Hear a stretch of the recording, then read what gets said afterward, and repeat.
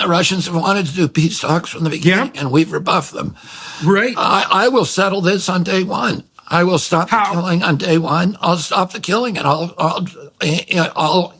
the settlement is obvious, right? The Russians have wanted to settle this from the beginning, and they've been very clear about what they want. They want NATO to make a pledge to not come into the Ukraine, which we should have done. We shouldn't have put NATO into 14 countries. We told the Russians when they dismantled the Soviet Union in 1991, and they moved 400,000 troops out of East Germany, and they allowed NATO to reunify Germany under NATO.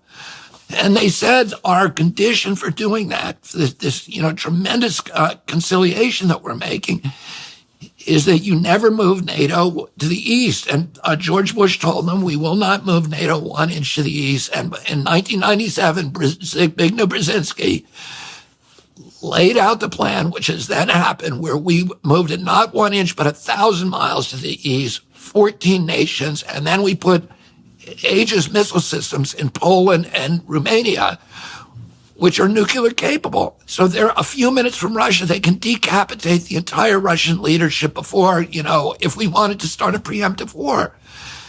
And that is inexcusable. I mean, then we overthrew the democratically elected government, Viktor Yanukovych, in 2014. We spent $5 billion, the CIA through USAID and the National Endowment for Democracy, spent $5 billion to violently overthrow that government, and which was democratically elected. So we destroyed this democracy and put in our own government, which we now know the neocons in the White House, Victoria Nuland, selected 2 months before in a telephone. So we handpicked the new government before the coup.